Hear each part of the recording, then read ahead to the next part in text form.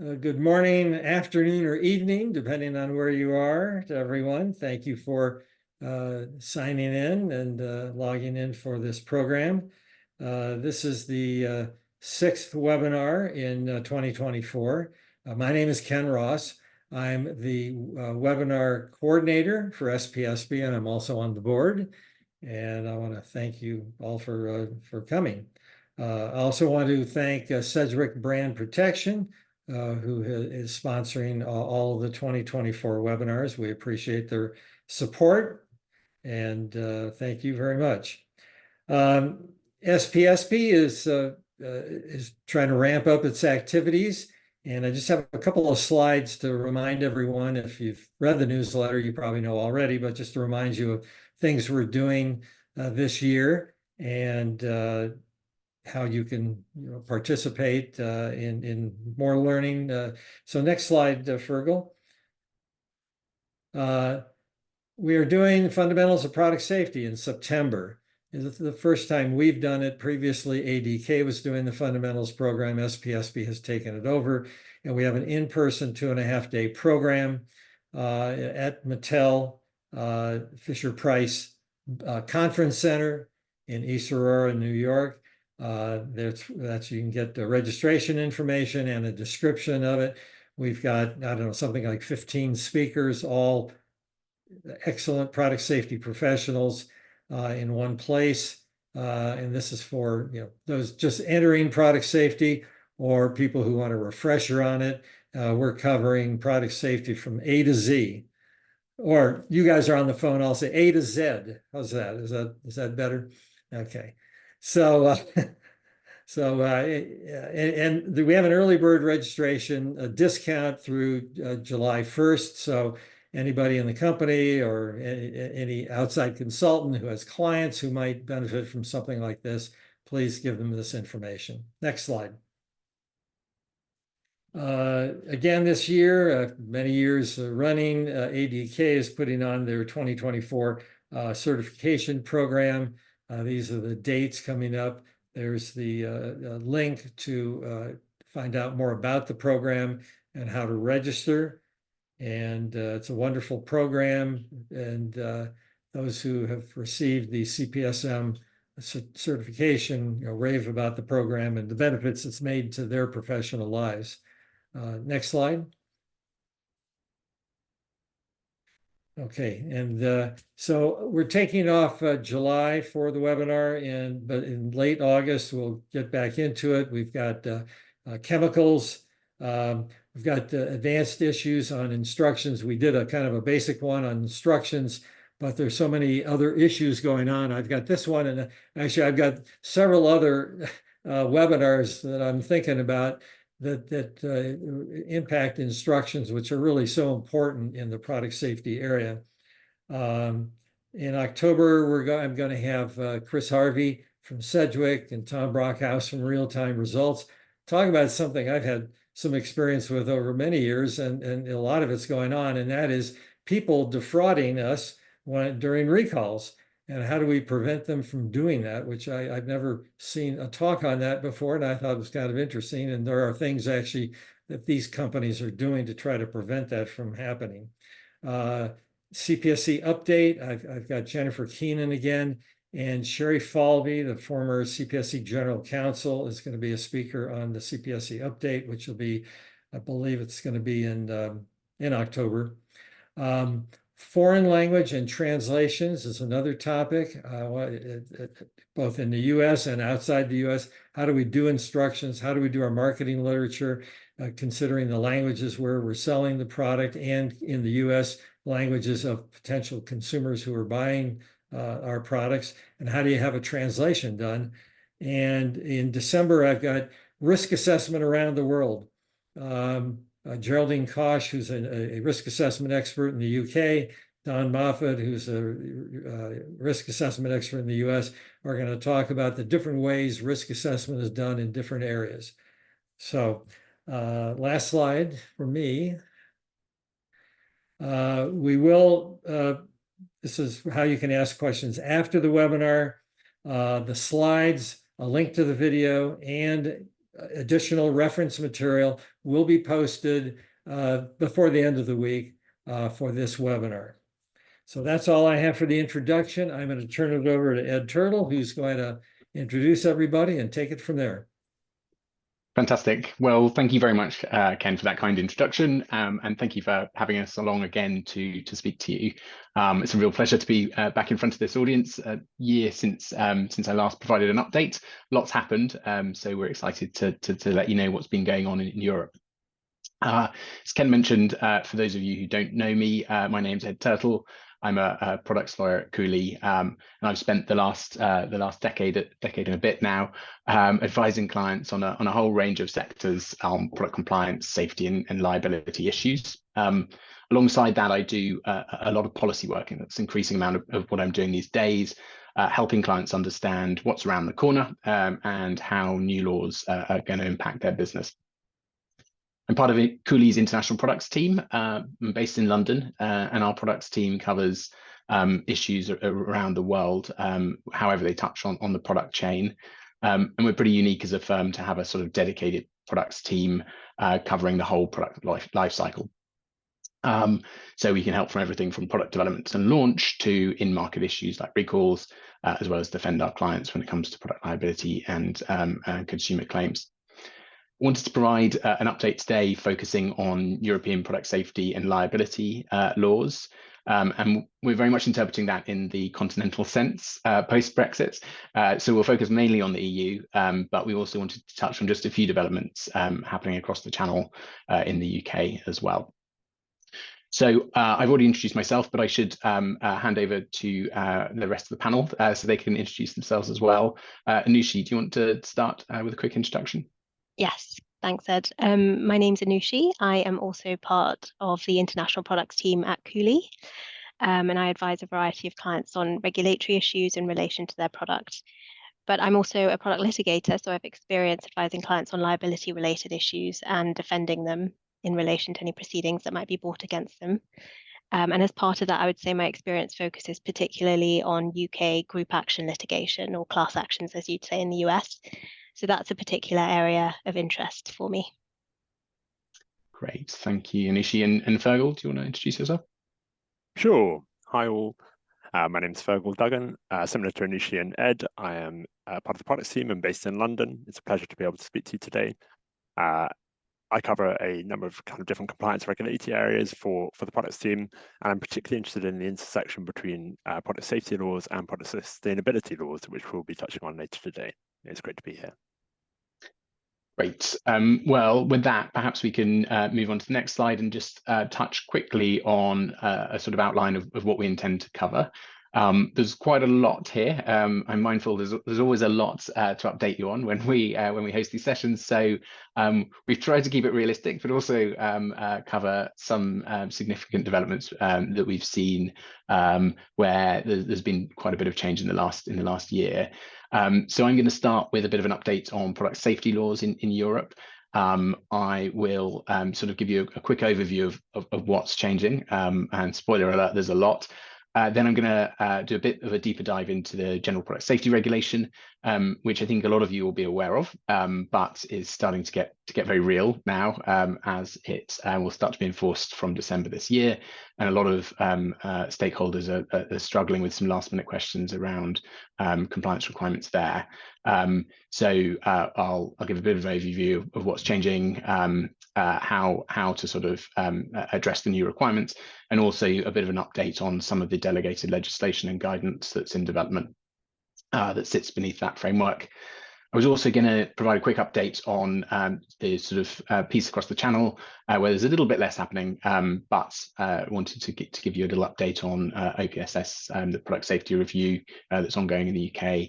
And also there's been a sort of update to OPSS enforcement policy in the last few weeks. So I'd like to just say a brief word about that.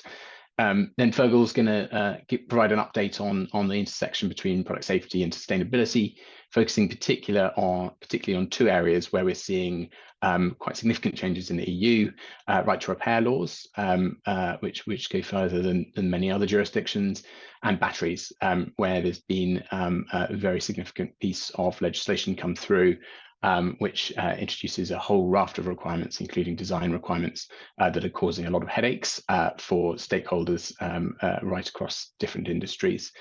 Finally, Anushi's going to pick up an update on product liability, speaking to the reform of the Product Liability Directive, which is very exciting for all of us product liability lawyers.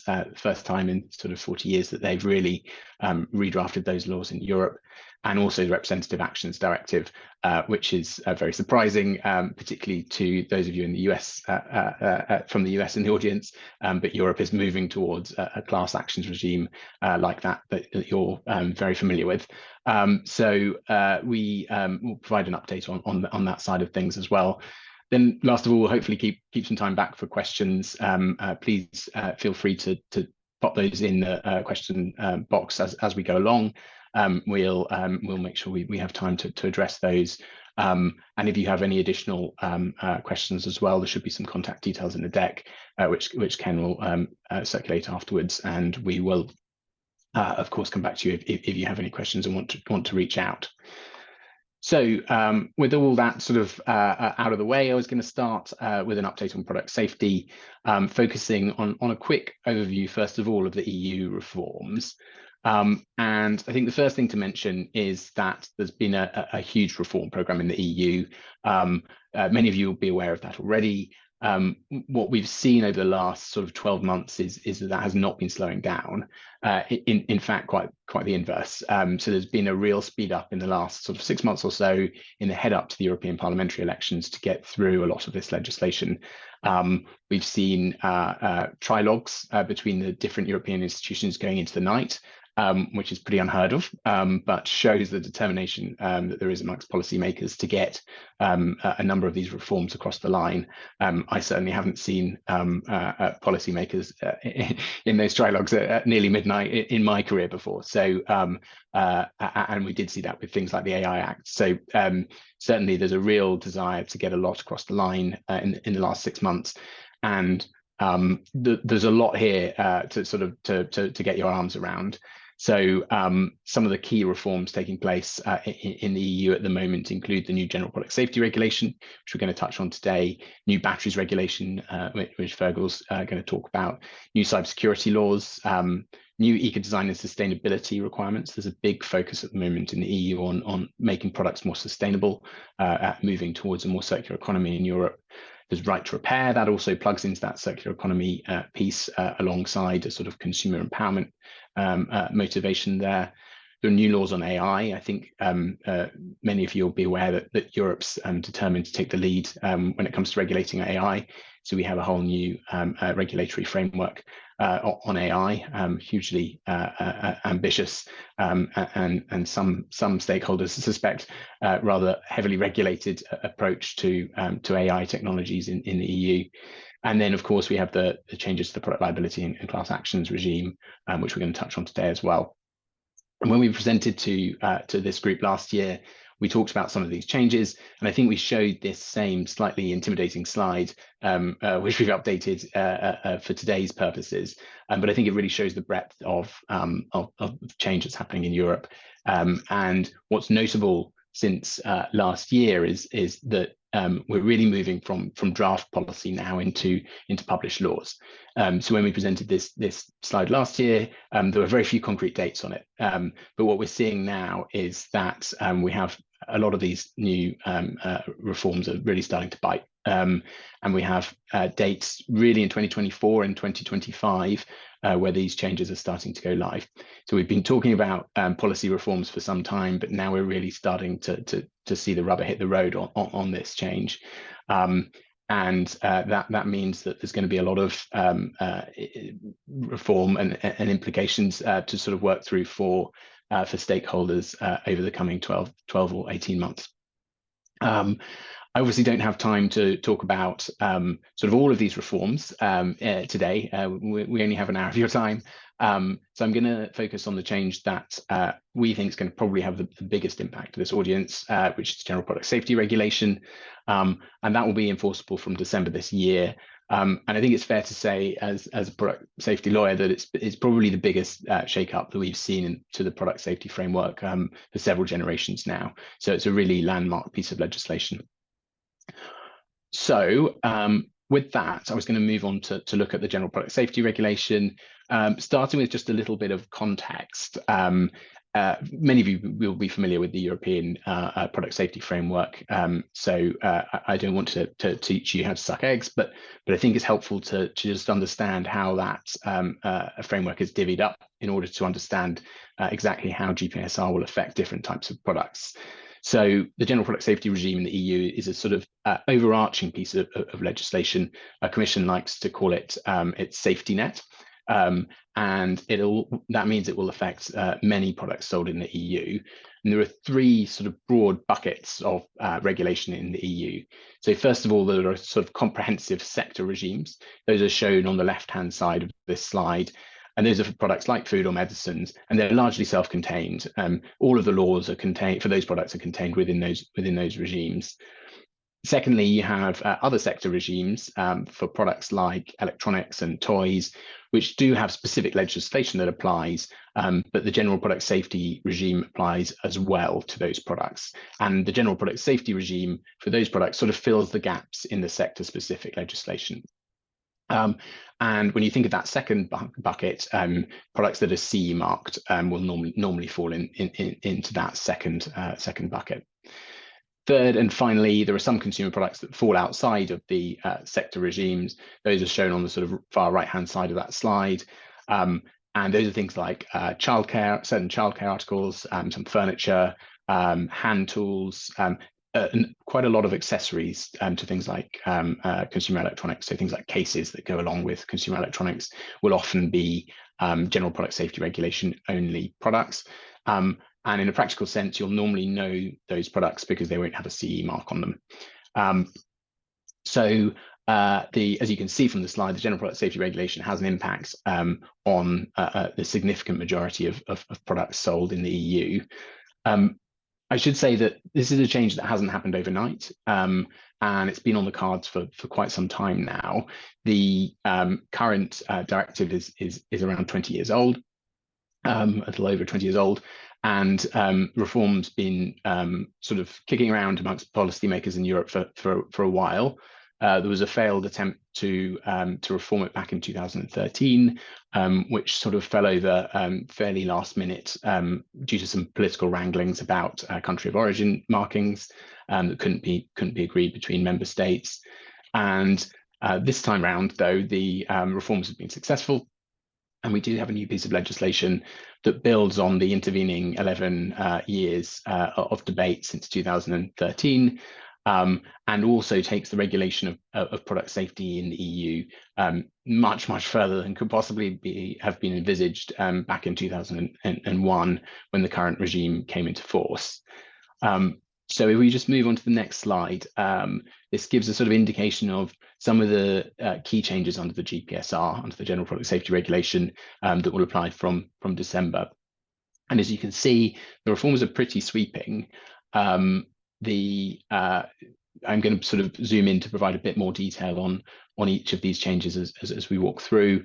But I just wanted to set the scene to stress that there's quite a lot changing here.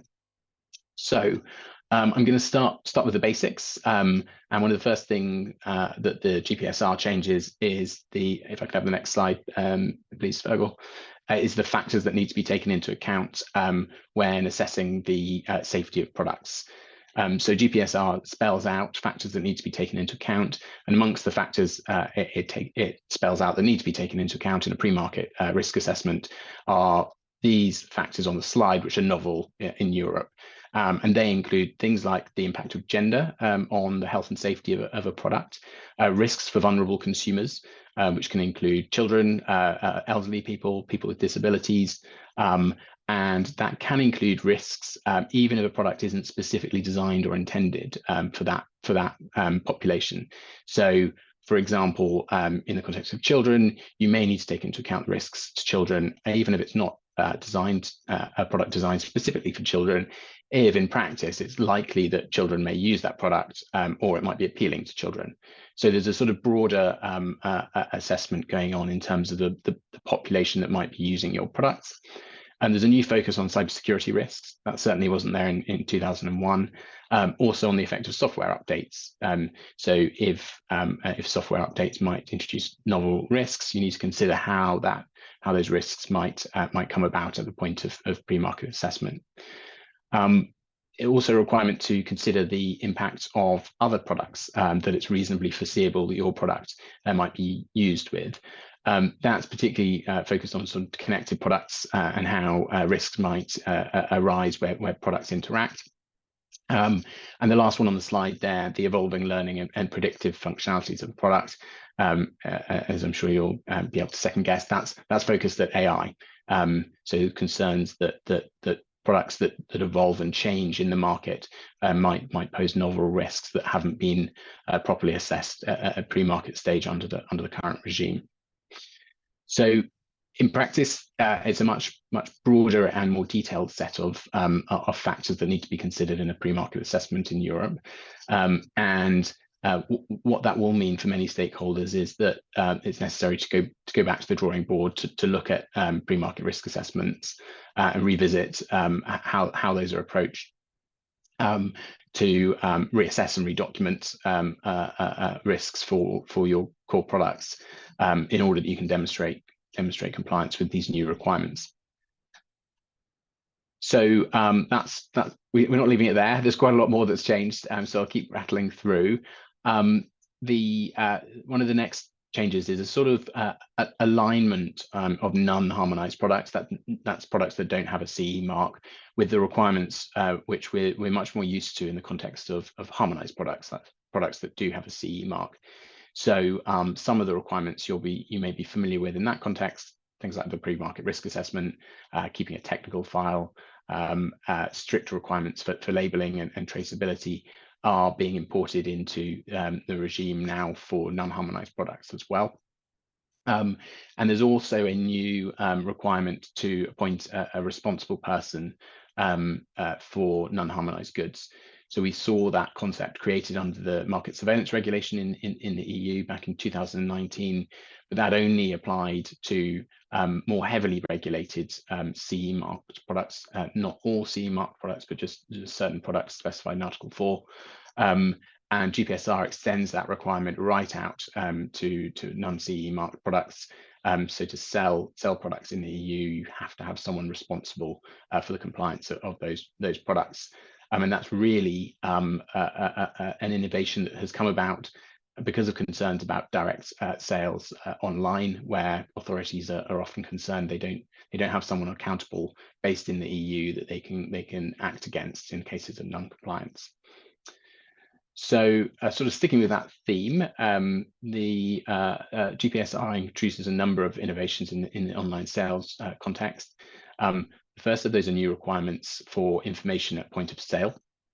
So where you sell products online, the new requirements to display a minimum set of information at point of sale on your website. And that includes the information listed out on that slide, the details of the manufacturer, responsible person, any warnings and safety information. Some stakeholders are finding that difficult because obviously the detail and content can vary quite considerably for different product types, but some products have a lot of warnings and safety information that accompany them. So trying to incorporate that at point of sale can be quite challenging.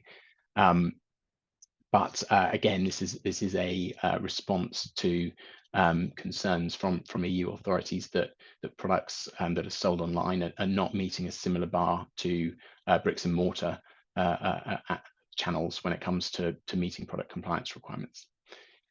One of the big changes, which we'll get to on the next slide, is a new accident reporting obligation. So there'll be a new accident reporting obligation for manufacturers where there's an accident caused by one of their products. That's a big change, as the EU has never had accident reporting except in a small number of heavily regulated spaces, most notably context of medical devices. So this change moves the law in Europe much closer to jurisdictions like Australia, which already has accident reporting in place. And the threshold for reporting is death or serious adverse effects on a person's health and safety. And that sounds like a relatively high threshold in principle, which is good, because a lot of stakeholders lobbied against some of the language that was initially included in the Commission's draft, which would have covered a much broader set of injuries, including anything that required medical treatment. But in practice, the definition of serious adverse effects are permanent or temporary, including injuries or other damages to the body, illness or chronic health issues. So it's a fairly broad set of potential impacts. So injuries are sufficient, permanent or temporary. And I think it remains to be seen how that scope is going to be interpreted by economic operators who are making reports in Europe, and what authorities start to sort of develop as the market practice in terms of what information they expect to be reported. So that's something we will be very much monitoring from December when these obligations go live, and something that hopefully will update this group on when we next provide an update on the European framework. Ed, can I interrupt a second? Sure. It says that resulted in death or serious adverse effects. Can we assume that if it could result but hasn't yet resulted, that it's not reportable? There is no accident then. Yeah, that is right from the manufacturer's perspective, and that was one of the the trigger was debated during the legislative process, and eventually they determined to only include those accidents that had actually occurred. It wasn't sufficient for there to be a risk of those. But interestingly, as you'll see in a minute, there's a different trigger for online operators. So online operators, marketplaces have their own accident reporting obligation under GPSR, and it's a little broader when it comes to that. So we'll turn to that in a minute, but just a flag at this stage.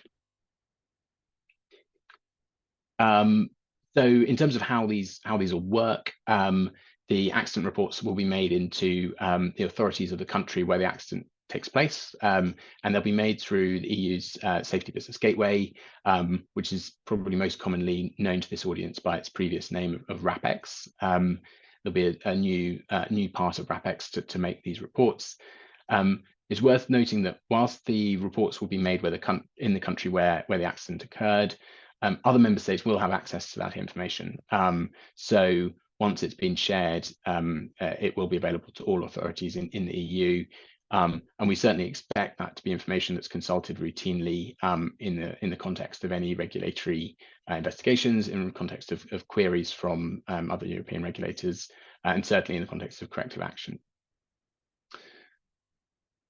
So I also just wanted to touch on the obligations for online marketplaces, which is on the next slide. And then in particular, that point I just briefly mentioned in response to you, Ken, that there's new reporting obligations for online marketplaces. So that they'll have their own standalone duty to notify any accidents, and it's broader because it includes accidents resulting in a serious risk or actual damage.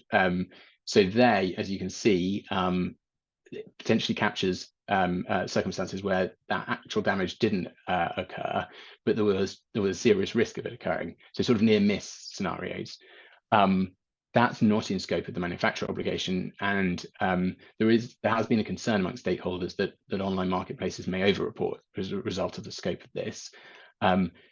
Particularly because if you're an online marketplace, there's impetus to report to protect your position, and the sort of impact of those reports will be felt by the manufacturers rather than the online marketplaces. So it remains to be seen how quickly online marketplaces will be to report to try and mitigate their own liability risks. But certainly the drafting here is broad enough to pick up incidents where there was just a risk of injury. Okay, that's probably enough on accident reporting. I was also going to touch on the new mandatory requirements for recalls. So the way in which you conduct a recall in the EU is going to change for all products, really. Certainly CE mark products and non-harmonized products too. And there are a number of new mandatory requirements. So those touch on how you advertise recalls, new requirements to directly notify all consumers, the ways in which you present your recall information. So there are going to be mandatory recall notices that are used. There's a sort of standard form under development by the Commission at the moment. There's quite specific requirements around how you draft your recall notices, with prohibitions on certain terms like voluntary, precautionary, in rare circumstances or rare situations. You're not allowed to say any more there have been no reported accidents, even if that is truly the case, because there is concern that all of this language it sort of decreases the risk in the consumer's eyes and makes the recall less effective. So much more prescriptive than we've been used to historically. And then last but not least, there are also prescriptive on the remedies side as well. So you must offer a choice of at least two of repair, replacement, or refund. And the refund is the purchase price of the product, no deductions for use, regardless of the age of the product, which is surprising and could be difficult to manage in the context of the recall of products that have been on the market a significant length of time. And also requirements that any remedy mustn't entail a significant inconvenience for consumers. So alongside all of those new requirements, there's also a raft of new enforcement measures. There was a proposal at one stage in the legislative process for GDPR style fines. That didn't make it through, you'll be pleased to hear. But there are new mechanisms that bulk up the enforcement piece. So there's new information sharing and cooperation mechanisms between the different authorities aimed at making Europe more joined up when it comes to non-compliance. The member states are required to ensure that penalties are effective, proportionate, and dissuasive. That was the political compromise reached at the end, rather than specifying a percentage of turnover. And perhaps most notably, they've also brought breaches of the GPSR into scope of the class action regime. So if you have a publicised non-compliance, if you have a recall, then EU consumers can bring a class action off the back of that in respect of that breach. And that's particularly notable now that the format of the way in which you announce your recalls is being specified, because that will focus on any non-compliance under EU law and very clearly alerts plaintiff lawyers in Europe to that non-compliance or breach. So something to be aware of. I wanted to do just a quick note on how this applies in practice. I spoke at the beginning about the different sort of buckets of products and how they're treated in Europe, focusing now not on the sector-specific products like medical devices, but on the non-harmonized products. Those are products without a CE mark, and the harmonized products, CE marked products that have specific legislation covering them, things like RED, LVD you may be familiar with, but are also covered by the General Product Safety Regulation, which sort of fills in the gaps in those regime. So the non-harmonized products, the non-CE marked products, everything in GPSR applies. So this is your new go-to resource for understanding your product compliance obligations for non-CE marked products. For CE marked products, consumer electronics, that kind of thing, they will continue to be governed by the sector-specific legislation, so legislation like the Radio Equipment Directive or RED. But in addition to that, the provisions on this slide will apply to those products. So the incident reporting requirements, the new requirements for how you launch and message recalls, the online sales information, all of those, and actually the pre-market risk assessment, those will all apply to products even where they're harmonized and are CE marked. So wanted to say a final word just on timing and next steps, and then I will just pick up on sort of very quick status update on some of the delegated legislation and guidance. Yes, fair to say that this is coming upon us very fast now. The requirements will be enforceable from December, so approximately 6 months remaining now for businesses to ensure compliance. And the secondary legislation and guidance is in the process of being prepared currently. There's a lot of work underway to support the new regime. And if I just have the next slide. This is a summary of all of the work that's ongoing at the moment to prepare delegated legislation and guidance that will sit beneath the new General Product Safety Regulation to fill in some of the details around the new requirements. So there's a lot there, and I can see there's a couple of questions about timing. So I'll pick those up in the question session at the end, because I'm just mindful I need to keep moving. So I also promised to provide a quick update on what's happening across the channel in the UK. The good news is that there's a lot less reform in the UK at the moment, so I don't need to cover quite as much ground as I just have for the EU. But I did want to mention UK Product Safety Review. You may be aware of that already. It was announced by the UK government in August last year. There was a public consultation which closed in October last year, and we've been waiting since then for the government's response. That response has been postponed a number of times. We've got as far as government scheduling press briefings and meetings, seemingly with the intention of announcing its response. But the most recent episode of that happened just days before our Prime Minister called an election. So we are now expecting to not see the results of this product safety review in the UK until after that election. As I think it's fairly widely predicted there will be a change in government in the UK, we will also expect it's likely there'll be several months before we get a good sense of the new government's priorities around reforming the product safety regime. However, we are seeing indications from the opposition that they're keen to move the product safety framework as close as possible to the EU framework. So I think it's fair to assume that some of the proposals in the original consultation, things like mandatory incident reporting, which are familiar to what we've just discussed in the EU context, new obligations for online marketplaces, more information provided online at point of sale. These sort of changes that were proposed by the UK government and that have a very familiar ring to them from the EU context. I think it's a fairly safe bet to expect that some of these will be coming to the UK over the next couple of years. And we should have a much better sense of the detail of that towards the end of this year. So again, hopefully, if we come back for an update, we can provide a bit of an update on that. Very last thing I'll say before I hand back over to Fergal to talk about right to repair. OPSS has just released its an updated enforcement policy in the last few weeks.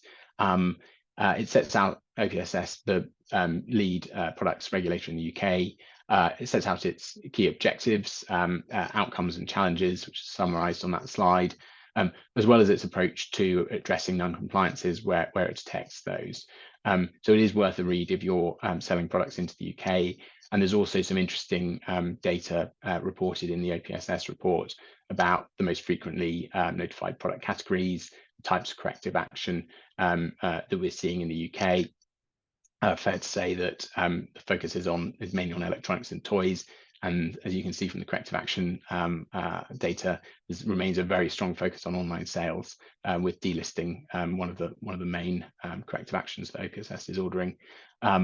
So some sort of trends analysis available in that report.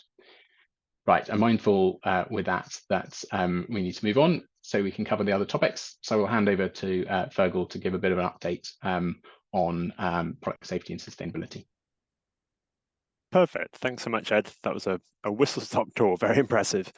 And I'm going to be covering the interaction and intersection between product safety and sustainability, again, primarily concentrating on the EU where there are more developments. I'm going to try and cover this quite quickly because I'm conscious of the time. So we'll start by looking at the EU's approach to the development and sale of sustainable hardware before diving into two examples in slightly more detail, and that's the Right to Repair Directive and the Batteries Regulation. So on this slide, you'll have this when it's circulated, but you'll see that the EU is adopting a multi-pronged approach to implementing sustainability requirements for hardware products. And this includes new and proposed legislation focusing on the design and production of products, the information required to be provided to consumers at point of sale, and also the introduction of certain sustainability-focused post-sale requirements. Now, as you can see from the slide, there's actually pre-existing legislation in all three of these areas. However, for the past 5 years or so, the EU has been seeking to extend existing requirements or to impose new ones. So there's a couple on the side marked new, and there are a couple marked proposed, which actually are due to come into force within the next kind of couple of weeks or so. Before we get into the detail of the Right to Repair Directive, which is marked on there as proposed, and the Batteries Regulation, which is marked on there as new, I did want to briefly mention the Eco-Design for Sustainable Products Regulation. That's the bottom left of the bottom left bit and the bottom middle bit, as it's so fundamental to the EU sustainability ambitions and will introduce significant new requirements for various product groups on an ongoing basis. So the ESPR, in short, will repeal the existing Eco-Design Directive and create a framework for sustainable design and manufacturing rules with delegated legislation sitting underneath it, targeting specific product groups, for example, textiles or certain electronic products. It introduces a wide range of new requirements, many of those which will be relevant to product safety also, so things like product durability, reusability, upgradability, repairability or energy efficiency, minimum levels of recycled content and carbon and environmental footprints. And it also introduces a new digital product passport. I won't go into the detail of that here, but it's definitely one, if you are interested in, is worth following up on, because that will be like the a consumer-facing summary of a product's environmental sustainability credentials. In terms of timing, just on the ESPR, so it's due to come into force shortly. After it has been adopted, the Commission will draft a working plan that will set out priority product groups for inclusion under the ESPR by means of delegated legislation. And that has been planned, well, initially it was planned for Q1 2024, and now it's actually planned for March 2025. So we're closely following that. To date, the Commission has indicated that the following highly impactful products will be included in that working plan. And that includes like textiles, furniture, iron and steel, aluminium, tires, paints, and it is also potentially of interest to many people on this call. It's mentioned energy-related products, ICT products, and other electronics. And it hasn't necessarily given more detail on that just yet. So we're looking forward to the March 2025 working plan to flesh that out. Okay, so let's take a look at Right to Repair in slightly more detail. First of all, why is Right to Repair an actual product safety concern? Now, I recognize that many people on this call are likely well versed with the arguments on either side, so we won't spend long here, but it's a great illustration of the potential for tension between sustainability and safety. The arguments for Right to Repair, very briefly, in the device space, they broadly focus on sustainability and consumer rights. So reducing e-waste, Right to Repair encourages sustainability and minimizes the environmental impact of discarded devices. And then on the consumer rights side, the arguments are about kind of accessibility and cost saving. So Right to Repair laws aim to make repairs more accessible to consumers, meaning they don't have to buy another device, they can actually fix their devices themselves. The arguments against Right to Repair are focused on safety, security, and liability again. So user safety, opponents argue that even with access to manuals and spare parts, untrained individuals shouldn't be able to attempt to repair and potentially risk injury or damage to the device. There are security concerns and also liability issues if manufacturers being worried about kind of liability if repairs go wrong. Now, how has the EU threaded this needle? Well, it's using the proposed Right to Repair Directive. Again, there's a lot of text on this slide, we're aware of that. The requirements are actually quite complicated, but they primarily focus on post-sale obligations with the aim of facilitating the repair of products once they're on the market. However, as we all know, if you're concentrating on post-sale obligations, they may actually have design implications for product manufacturers, as shown on the kind of slide before. So what does that actually do in practice? It does really three things, which are key.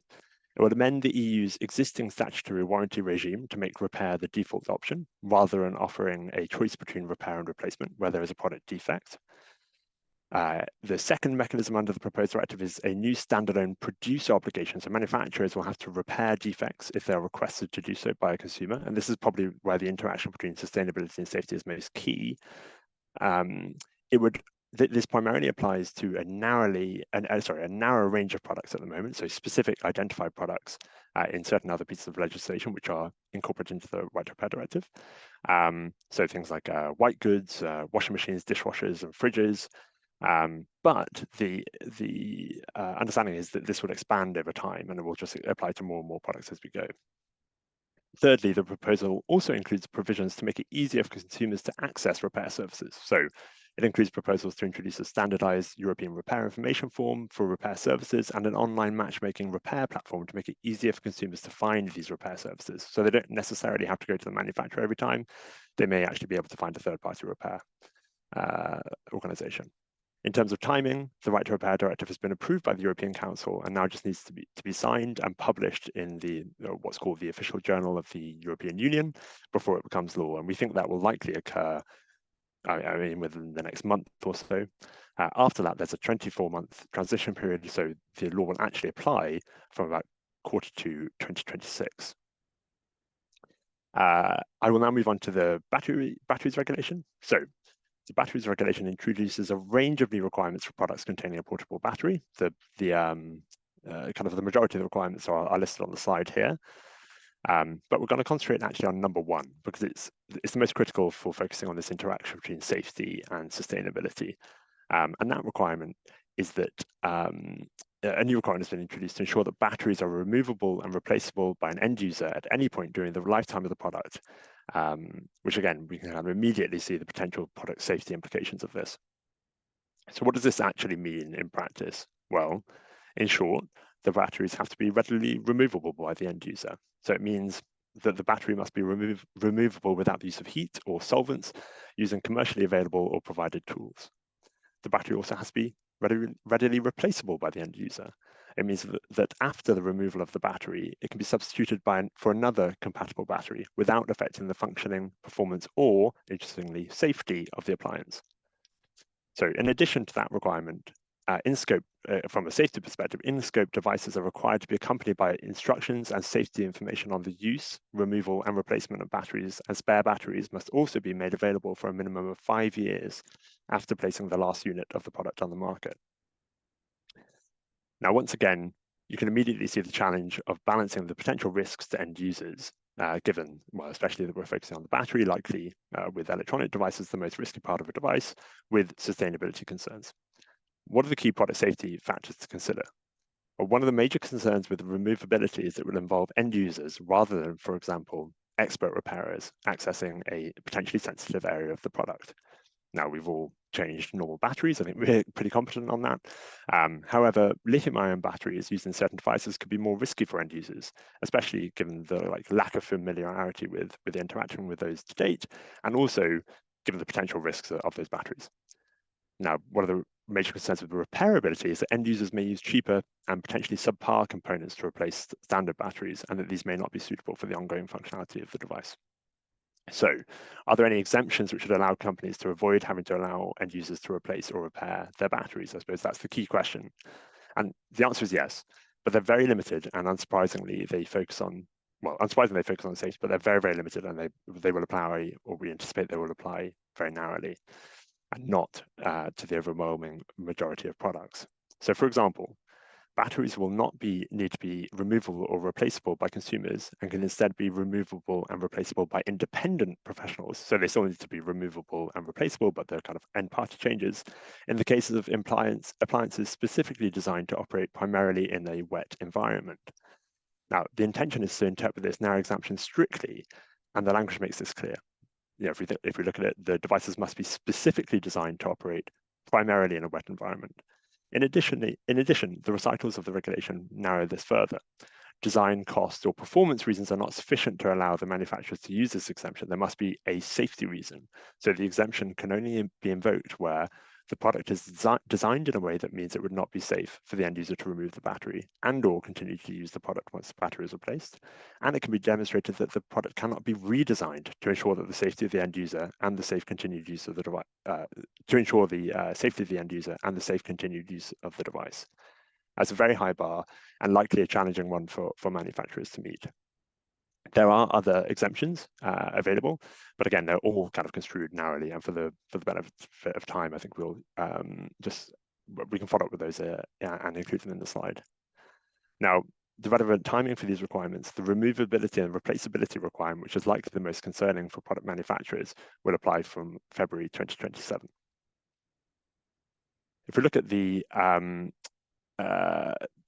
given the kind of impact that the regulation will have on the design of products, and because there is a lack of clarity in many of the provisions, there have been a lot of questions about how the batteries regulation will apply. Now, happily, we are anticipating some guidance to be issued. So the number one is probably the critical one, guidance for businesses on the Article 11 removability and replaceability provisions.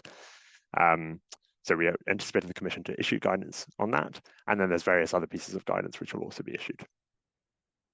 Just to round off, on timing and next steps, the batteries regulation, like the GPSR, has been enforced since last year, but there are various transition periods in place for the requirements up until August 2028. And with that kind of whistle-stop tour of my section, I will hand on to Anushi. Thank you so much, Fergal. Can Anushi, let me interrupt for a second. Yeah. We have a few questions in there. I'm going to ask Ed and Fergal to look at the questions. If you can answer them, and everyone can see the answers, that's fine while we're waiting, but I don't want to cut off Anushi. So we may come up to the hour and not specifically have time to answer them directly, but take a look in the Q&A. If you still have questions later, just email any of the speakers or SPSP to get answers to your questions. So I'll turn it back over to you, Anushi. Thank you. Thanks, Ken. So just launching into the Product Liability Directive, you go to the next slide, Fergal. So I'm going to focus on the upcoming reforms, but I think it's worth starting with a bit of a recap on the key features so you can see how they compare the key features of the existing regime, that is. So it's already the case under the existing EU Product Liability Directive that claimants don't need to establish fault on the part of the producer. So under this strict liability regime, producers are responsible for defective products regardless of whether the defect in the product is their fault. Claimants or plaintiffs just need to show that 1, the product was defective, 2, they suffered damage, and 3, there was a causal link between the defect in the product and the damage they suffered. And because there's no need to show that the producer was at fault, establishing that a product was defective is usually the biggest hurdle to bringing a claim under the existing Product Liability Directive. The key question when it comes to establishing defect is whether or not the level of safety of the product is below that which consumers are entitled to expect.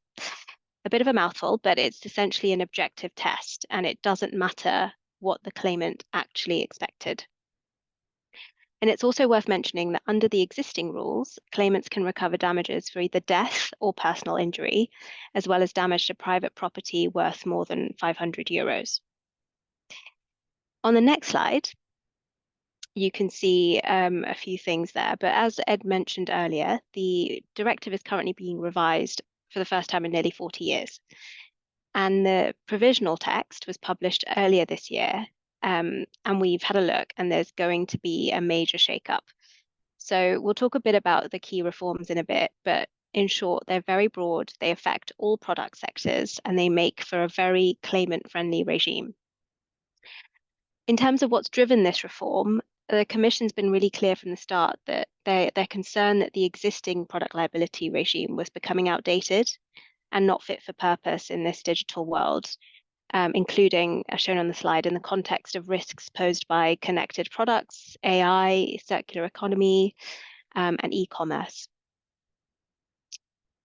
If we go to the next slide, I can run you through some of the key reforms. So the first is that more products will be subject to claims under the revised Product Liability Directive. And this is because they've expanded the scope of what constitutes a product.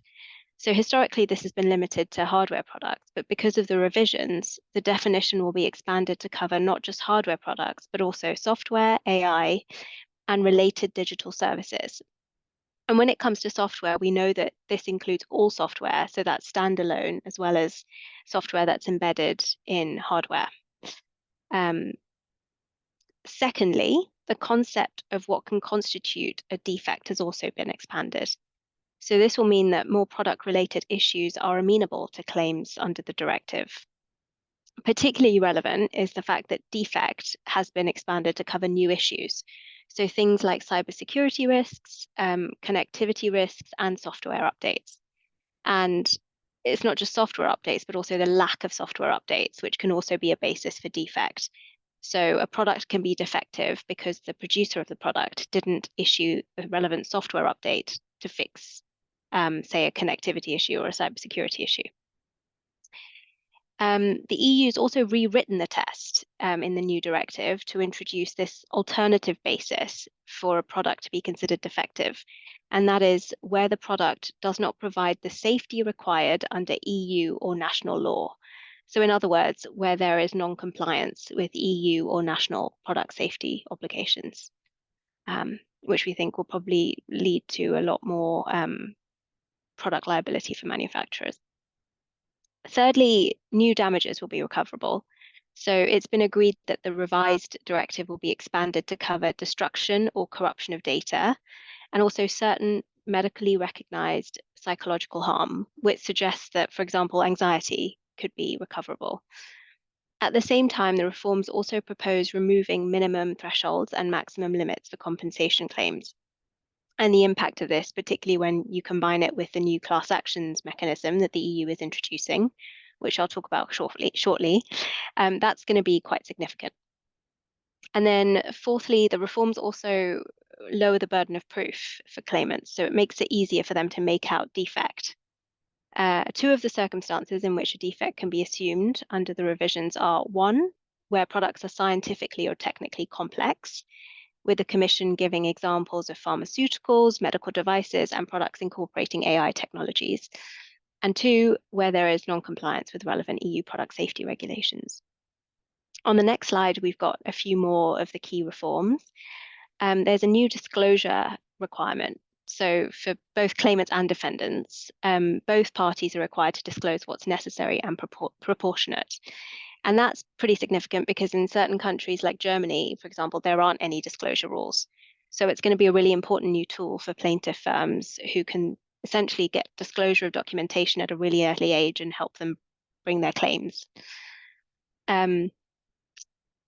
I guess most relevantly for some of our clients, the range of economic operators that can be held liable for defective products has been expanded to include authorized representatives, fulfillment service providers, so I guess entity which stores the product in a warehouse, packages it and dispatches it, that's the fulfillment service provider, and online platforms. The intention is to ensure that there's always going to be an EU-based business that can be held liable for damages caused by a defective product.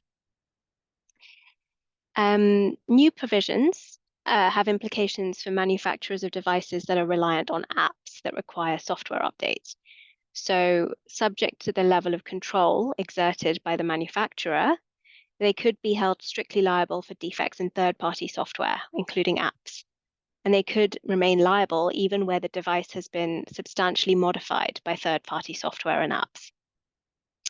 And then finally, the reforms also extend the period during which the claims can be brought. So that means an extension from 10 years under the existing rules to 25 years in cases where symptoms of personal injury are slower to emerge. And so this longer exposure period, we expect, will significantly increase liability risks. Just a quick note on timing on the next slide. So the provisional agreement was published earlier this year and formally approved by the EU Parliament, and it now needs to be approved by the Council before it can enter into force. So we expect it's probably going to enter into force by Q3 of this year. And then a transition period of 24 months has been agreed. So the directive will start to apply across Europe from Q3 2026. So that means member states have 2 years to transpose the directive into their national laws, and that gives businesses a bit of time as well to adapt their products and practices to minimize liability risks. I'm conscious of time, I'm at time, but I think it's worth a quick note on the Representative Actions Directive. So just really quickly, as of June last year, the EU introduced a new class action mechanism across Europe. And essentially that will enable qualified entities, which basically comprises of consumer rights groups, but can be other organizations. You just need to meet certain criteria. But it enables these qualified entities to bring representative actions or class actions in the collective interests of EU consumers. It's a huge change for Europe. It introduces class actions to all 450 million EU consumers across all 27 member states, where previously only 3 member states had procedures for class actions. And I guess the key feature, which is important to note, is that you can bring 2 types of class actions: domestically in a EU member state and also cross-border across multiple states. And you can seek a range of remedies, including injunctions and damages for breaches of a whole host of approximately 70 EU laws are within scope of the directive. So that includes consumer rights, product safety, AI, medical devices, the new product liability regime that I just spoke about. It's all encompassing, and we expect that we're going to see it's going to drive a lot of growth in terms of class actions across Europe, and we're sure the impact will be felt in the UK as well. So yeah, a bit of a whistle-stop tour. I've got a quick note on timing. Just I guess the key point there is member states are required to transpose the directive by December 2022, but actually a lot of them didn't do that in time. So the Commission's had to follow up with them. But in terms of where we're at with it this year, the mechanisms are either in place or will shortly be put in place for lots of EU countries. So yeah, questions? Well, we're out of time, so we will. Questions have been responded to. Hopefully, you can all see them. If not, or if you have future questions, you can contact any of our speakers or contact SPSP or myself. And the slides will be posted within a day or two, and any other reference material that talks about these things if you really want to get into it in detail. And we appreciate you attending today. Thank you, folks from Cooley. You can now breathe. Appreciate it. Next year we'll give you another 15 minutes there. I jammed you into an hour. Probably should have made it a little bit longer. So thank you all very much. We wish you a great Christmas, a great summer. I'm ahead of myself. And thank you all for attending. Bye-bye now.